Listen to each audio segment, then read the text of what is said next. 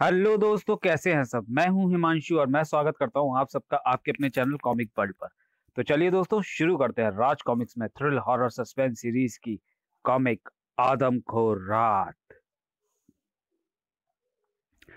चेतावनी, इस सनसनीखेज कॉमिक्स को अवश्य पढ़ें, पर सावधान, एक एक पन्ना बेहद सावधानी से पलटें, कहीं आप भी ना देख लें वो आदमखोर रात।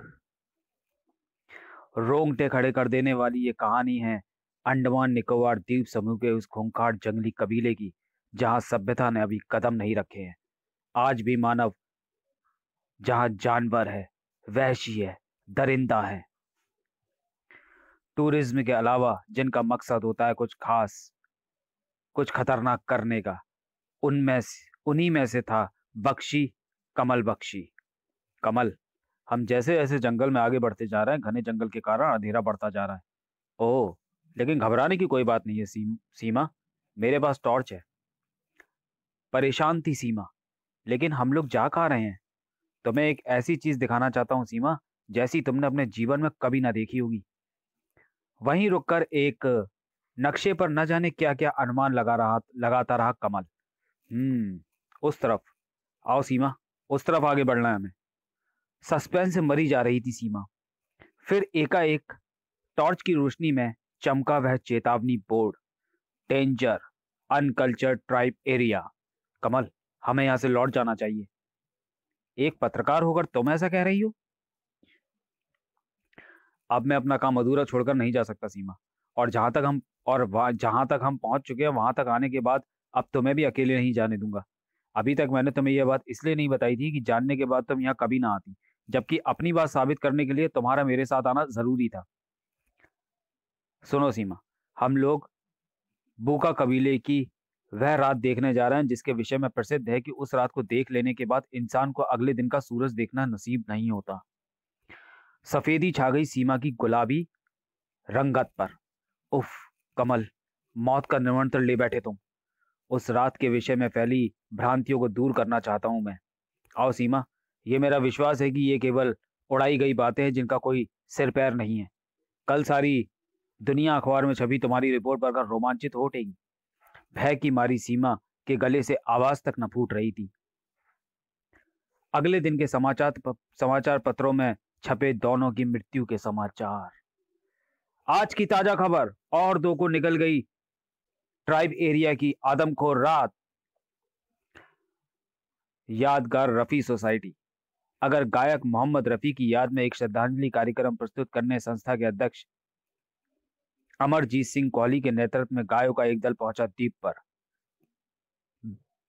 बेहद सफल रहा वह कार्यक्रम। चक्के पे चक्का, चक्के पे गाड़ी। वाह, प्रतिभाओं की कमी नहीं है हमारे देश में अभी। प्रोग्राम के बाद संस्था के 5 साथी। हाय, मुझे मल्लिका शर्मा कहते हैं।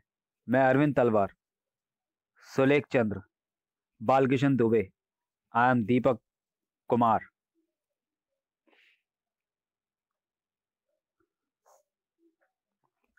दुबे ने बात आरंभ की। जैसा कि तुम सब साथी जानते हो कि प्रोग्राम के बाद सैर सपाटे के लिए हमारे पास अब केवल 3 दिन बचे हैं, करेक्ट? दुबे, अंडमान के जंगल कई रहस्यों से भरे पड़े हैं। दिल करता है इन्हीं रहस्यों की खोज की जाए। सुलेख, तलवार, दीपक, तुम दोनों की क्या राय है? वाह, दुबे जैसे इसी पल की प्रतीक्षा कर रहा था। यह किताब कैसी है दुबे? अंडमान के ट्राइब एरिया की पूरी जानकारी है इसमें। दीपक पन्ने पलटता चला गया उस किताब के। प्रत्येक महापूर्णिमा की रात बूका कबीले में जश्न की रात होती है। उस रात्रि दी जाती है अपने ही कबीले के एक जंगली की बलि। इस बलि के बाद जागती है सोई हुई आत्माएं जो कबीले के भारी दुश्मनों से रक्षा करती हैं। इंटरेस्टिंग। बाहरी दुश्मन यानी हम सभ्य दुनिया के मानव जो कि उनकी दुनिया में पहुंचकर उन्हें बेवजह डिस्टर्ब करते हैं। दीपक का एक एक शब्द बड़े ध्यान से सुन रहे थे सब। आगे लिखा है कि अगर इस उत्सव को बाहरी दुश्मन देख ले तो वे आत्माएं उसे किसी भी सूरत में जीवित नहीं छोड़ती। कोरी गप फाकते हैं ये लेखक भी। मल्लिका पूछ बैठी, पर वो ऐसा उत्सव करते ही क्यों है? क्या सभ्य दुनिया के लोग इन असभ्य जंगलियों का शिकार करते रहते हैं? नहीं मल्लिका, इस पुस्तक के अनुसार इसका भी एक कारण है। भूका कबीले के देवता की सोने की आदमकद से भी ऊंची मूर्ति। सुना है कि भूका लोग सोना बनाने की विधि भी जानते हैं। छोड़ो ना यार, बोर मत करो, नाश्ता करो। तलवार, मेरी बात को मजाक में मत लो। गंभीर हो उठा दुबे का चेहरा। अगर इन 3 दिनों में तुम सच्चा एडवेंचर चाहते हो तो भूखा कबीले की उस रात को देखने से बड़ा एडवेंचर दूसरा कोई हो ही नहीं सकता। फैसला तुम्हारे हाथ में। तुम में से जो मेरे साथ चलना चाहे चल सकता है। तो क्या तुम जा रहे हो दुबे? ना सिर्फ जा रहा हूं बल्कि पूरी रात की वीडियो फिल्म भी शूट करने का इरादा है। ओह, तब मैं भी तुम्हारे साथ हूं दुबे। जब मल्लिका जा सकती है तो हम कहाँ पीछे हैं। तो पक्का रहा, शाम को आरंभ होगी हमारी यात्रा। लेकिन ध्यान रहे, कॉली साहब को इस बात का पता ना लगे। वे इस जबरदस्त एडवेंचर की कभी आज्ञा ना देंगे। भूखा कबीले की उस रात का उत्सव देखने को निकल पड़े थे वे पांचों। नक्शे के मुताबिक हमें कल शाम तक जरूर भूखा कबीले में पहुंच जाना चाहिए। कल ना पहुंच पाए तो सारी मेहनत बेकार, क्योंकि कल ही तो है पूर्णिमा की रात। वह रात जो आदमखोर थी। मैं उस रात को उन कुत्तों की मौत की रात में बदल दूंगा। ये थी Gary and party, Richard, Bruno और टमटा। हम कदम कदम पर तुम्हारे साथ है गैरी। मौत से एक साथ ही टकराएंगे हम सब। चारों की मंजिल थी भूखा। सोने का देवता मिल जाए तो सारे बुरे कर्म छोड़ दूंगा। मैं तो उन दरिंदों से सोना बनाने की विधि सीखूंगा। सीख लेना, सीख लेना। और कोई ना सिखाए तो एक को साथ ही उठा लेना, वो तुम्हें सोना बनाकर देगा। पांचों मौत की राह पर आगे बढ़ रहे थे। बस यहां से ट्राइबेरिया आरंभ हो जाता है, जहां कदम कदम पर खतरे हमारा स्वागत कर सकते हैं। इसी एरिया में मिली थी कमल और सीमा की विभत्स लाशें भी। दुबे ने समाचार पत्र निकालकर उनके सामने कर दिया। मल्लिका के चेहरे पर खौफ स्पष्ट दिखाई पड़ा। ये ये खबर तुमने पहले क्यों नहीं बढ़वाई दुबे? सॉरी, अगर मैंने ये खबर तुम्हें पहले बढ़वा देता तो शायद तुम लोग यहाँ तक भी ना आते। पर अभी भी कुछ नहीं बिगड़ा। तुम में से जो वापस जाना चाहे वो यहाँ से भी जा सकता है। सुलेख बोला। अब तो इसका सवाल ही नहीं उठता। इस खबर को पढ़कर तो मेरा मन इस रात को देखने को और भी बेचैन हो उठा है। हम में से कोई वापस नहीं जाएगा, क्यों दीपक? बिल्कुल। ट्राइब एरिया में प्रवेश कर गए सभी। अगर हो सका तो थोड़ा सोना भी साथ लाएंगे। आखिर इतनी मेहनत का कुछ फल तो हासिल हो। और फिर अचानक रुक जाना पड़ा उन्हें। सामने मुंह बाए खड़ा था वह नाला। खूनी नाला कहते हैं इसे। मल्लिका के जिस्म में सिरहन सी दौड़ गई। क्यों? ये नहीं मालूम, जैसा पढ़ा सुना वही बता रहा हूं। लेकिन इसे पार कैसे करेंगे? दीपक के प्रश्न के जवाब में सुलेख बोला। हम में से तैरना कौन कौन जानता है? मेरे ख्याल में दुबे के अलावा हम में से कोई तैरना नहीं जानता। तब यह नाला कैसे पार होगा? नहीं, तुम में से किसी को तैरना नहीं पड़ेगा। शायद यहीं से लौटना पड़ेगा हमें। दीपक, बैग में से रस्सी का बंडल निकालो। नायलॉन की मजबूत रस्सी थी दीपक के हाथ में। तलवार, सुलेख, दीपक से रस्सी लेकर तुम लोग रस्सी का एक सिरा किसी पेड़ से बांध दो। दुबे करना क्या चाहता है वही जाने। अब सुनो मेरी योजना। रस्सी का दूसरा सिरा अपनी कमर पर बांधकर मैं तैरता हुआ दूसरे किनारे पर पहुंचूंगा। इस प्रकार रस्सी का जो पुल तैयार होगा उस पर लटक कर तुम सब लोग भी उस तरफ आ जाओगे। नाले के उफान की ओर देखता बोला तलवार। लेकिन दुबे, इस प्रकार नाले को तैरकर पार करना कहीं मुसीबत बुलाना तो नहीं होगा? तलवार ठीक कह रहा है दुबे। इस नाले को तैरकर पार करना कहीं मुसीबत। तुम मेरी फिक्र मत करो। ये खतरा तो उठाना ही पड़ेगा हमें। खतरों से खेलने के बाद ही तो हमें खतरों से और खेलने की प्रेरणा मिलेगी। कूद गया दुबे उस खूनी नाले में। छपाक! इधर धाड़ धाड़ कर बजने लगे थे उन चारों के दिल भी। दुबे को किनारे तक पहुंचने में बेहद मेहनत करनी पड़ेगी। जबकि मैं सोच रही हूँ कि इस उफनते नाले में खून ही क्या है। ठीक इसी पल चीख पड़ी मल्लिका। उफ, उफ, उफ, दुबे की जान खतरे में है। दीपक, तलवार, सुलेख, दुबे की जान खतरे में। क्या हुआ, क्या हुआ मल्लिका? मगरमच्छ! वह मगरमच्छ दुबे की ओर बढ़ रहा है। पानी की तेज आवाज के कारण मगरमच्छ की आहट नहीं सुन पाएगा। Oh no! दुबे अनजान है अपनी ओर बढ़ती हुई इस मौत से। अचानक सब चौंक पड़े। मगरमच्छ! सब चीख पड़े। मगरमच्छ दुबे, मगरमच्छ दुबे, दुबे दुबे मगरमच्छ! चीखते हुए रस्सी को झंझोड़ दिया उन्होंने। कोशिश कामयाब हुई। दुबे ने पलट कर देखा। चारों कुछ कहना चाहते हैं, पर क्या? उनकी आवाज मुझ तक नहीं। और उछल पड़ा दुबे। आतंक से फट पड़ी उसकी आंखें। उफ, साक्षात मौत है ये तो।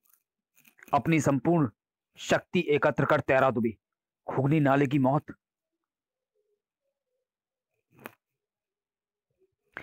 बाल बाल बचा था दुबे।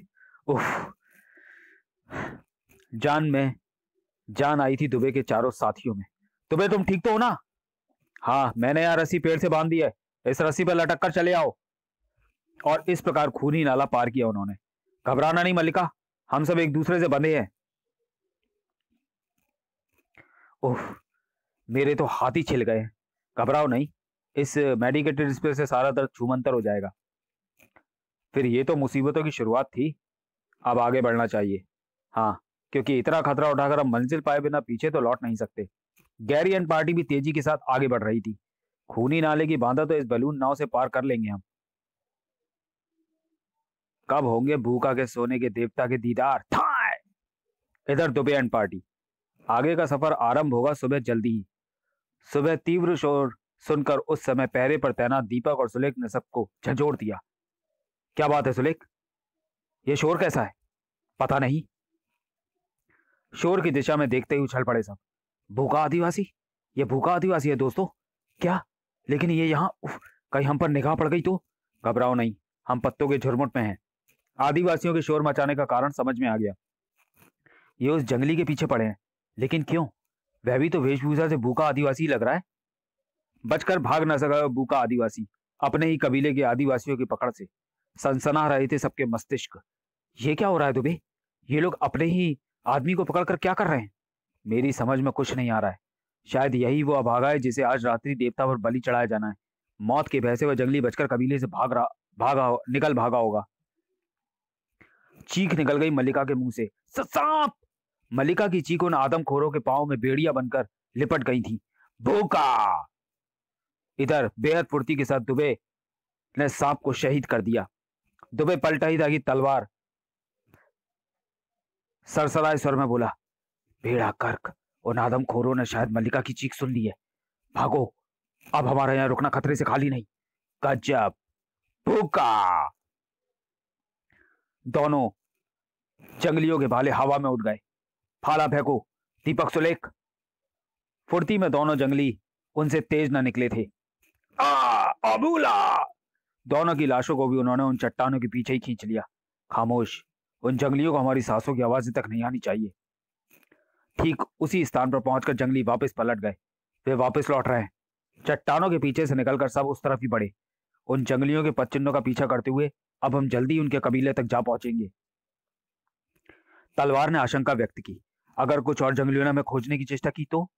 आज की रात ऐसा नहीं होगा, क्योंकि आज की रात सभी जंगली पूजा में व्यस्त रहते हैं। दुबे, मेरे विचार में हमें यह यात्रा यहीं समाप्त करके लौट जाना चाहिए। हम भी क्यों नाहक उनकी जिंदगी में दखल अंदाजी करने जा रहे हैं? क्या बकती हो मल्लिका, इस रात की वीडियो फिल्म पूरे विश्व में तहलका मचा देगी। रातों रात हम बन जाएंगे करोड़पति। अगर सचमुच ये रात हमारे लिए आदमखोर रात साबित हो गई तो हमारा बचना नामुमकिन होगा। वही तो देखना है कि इस बात में कितनी सच्चाई है। उस रात की पूरी फिल्म शूट किए बिना मैं नहीं जाऊंगा मल्लिका। यहां तक आकर वापस जाने का विचार कायरतापूर्ण होगा मल्लिका। तुम सब लालची हो गए हो। सहसा कुछ सुनने का प्रयास करता वह उठा दीपक। क्या उठा दीपक? शायद निकट ही से कहीं से नगाड़ों के स्वर गूंज रहे हैं। वे खौफनाक क्षण आ पहुंचे थे जिनके लिए जान हथेली पर लेकर आए थे वे जाबाज। बलि की तैयारी की जा रही है दुबे। वही जंगली बलि का बकरा है जिसे ये लोग हमारे सामने पकड़ कर लाए। और सोने का देवता, ये खालिद सोने का होगा क्या?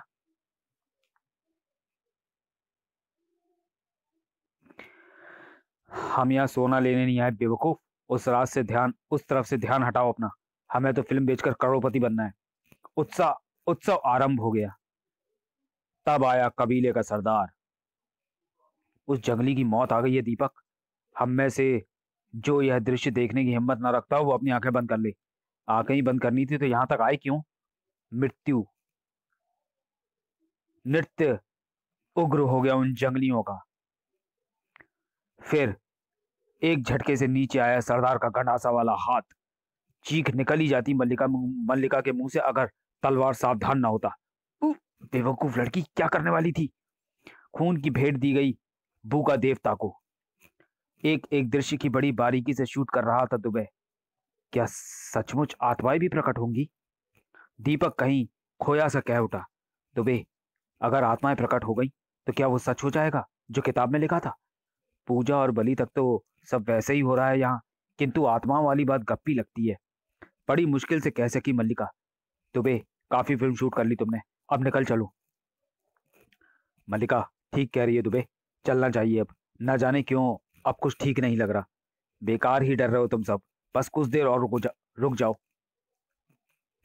न जाने क्या मंत्र पढ़ रहा था सरदार। आकड़ू पाकड़ू कुबा। सरदार के मंत्रोच्चारण के साथ ही तेज होता चला गया नृत्य। भूका डम डम डम डम डम डम डम। चलने लगी तेज हवाएं, साए साए। रोंगटे खड़े हो गए उन पांचों के। दुबे, निकल चलो यहाँ से, भागो। आत्माएं सचमुच प्रकट होंगी यहाँ। ये सब क्या हो रहा है? उफ। वातावरण गूंज उठा कई खौफनाक आवाजों से। ये कैसी आवाज है तुम्हें? लगता था जैसे हर एक पर कोई जुनून सा छाया हुआ हो। विक्षिप्तों की तरह नाच रहे थे सब। तीव्र और तीव्र होती चली गई हवा। हवा के तूफानी थपेड़ों के साथ ही तीव्र होती चली जा रही थी सबकी धड़कनें भी। मौत की आवाजें तेज होती चली जा रही है। तुम्हें भागो। ठीक है। उफ। कोई हिल भी ना पाया था कि वातावरण गूंज उठा गोलियों के भयानक धमाकों से। ये तो गोलियों की स्वर है। गोलियां कौन चला रहा है? हा हा हा हा, रिचर्ड, ब्रूनो, टमटा, गोलियां तब तक बरसाते रहो जब तक जीवित है एक भी आदमखोर। भगदड़ मच गई जंगलियों में। कटे पेड़ सी गिरने लगी लाशें। स्वयं सरदार के जिस्म में समा गई सैकड़ों गोलियां। बुत से बन गए थे पांचों। मौत का ऐसा तांडव नहीं देखा मैंने कभी। उफ। कोई एक भी नहीं बचा मौत के इस तूफान से। निकल चलो यहां से, निकल चलो। प्रलय मचेगी अब यहां। भूखा देवता के इर्द गिर्द हो रहे थे विचित्र परिवर्तन। गैरियन पार्टी खौफनाक ताके लगाती आ खड़ी हुई देवता के सामने। सोना सोना सोना। ब्रूनो और टमटा के हाथों में थमे गंडासों ने टुकड़े टुकड़े कर दिया भूखा देवता की मूर्ति को। सोना सोना, हा हा हा हा हा। इसी के साथ ताड़ पड़ा आकाश भी। चौंक पड़ी गैरियन पार्टी। रिचर्ड, ब्रूनो, टमटा, सोना उठाओ और निकलो यहां से। मौसम का रुख ठीक नहीं लगता। लेकिन आत्माएं जागृत हो उठी थी। वह रात यूं ही नहीं थी। आदमखोर रात।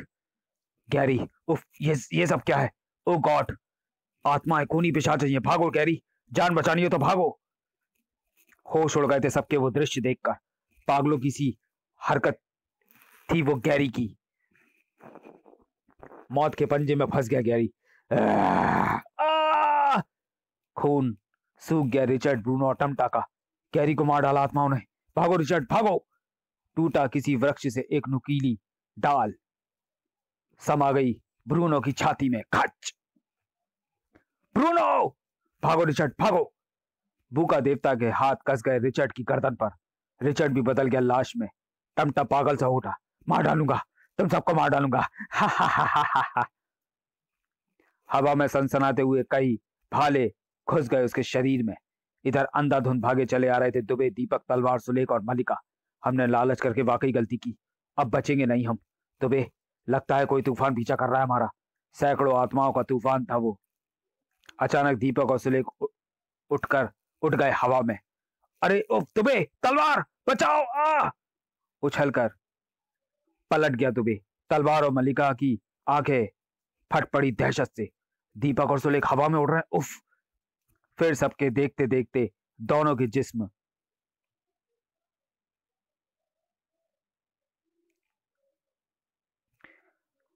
जिस्म विपरीत दिशा की तरफ उड़ने लगे। बचाओ बचाओ! फिर बेहद तेजी के साथ दोनों के जिस्म चुंबक की तरह एक दूसरे की ओर खींचने लगे। बचाओ! बचाओ दुबे, कुछ कर यार, बचा हमें। उफ दुबे, बचा हमें। दोनों की भयानक मौत की कल्पना से दहल उठे सब। नहीं नहीं नहीं। जबरदस्त तेजी के साथ आपस में टकरा गए दोनों के सिर। भाग! पर खच्चे उड़ गए दोनों के सिरों के। चीख चीख कर पागल सी हो गई मलिका। दीपक, सुलेख, दीपक, सुलेख, उन्हें बचाओ, उन्हें बचाओ। होश में आओ मलिका, होश में आओ। उसे कंधे पर ही उठाकर भाग पड़ा दुबे तलवार के साथ। भाग तलवार, भाग! बचाओ, उन्हें बचाओ दुबे। आ! इसी पल वातावरण में गूंज उठी तलवार की चीख। आ!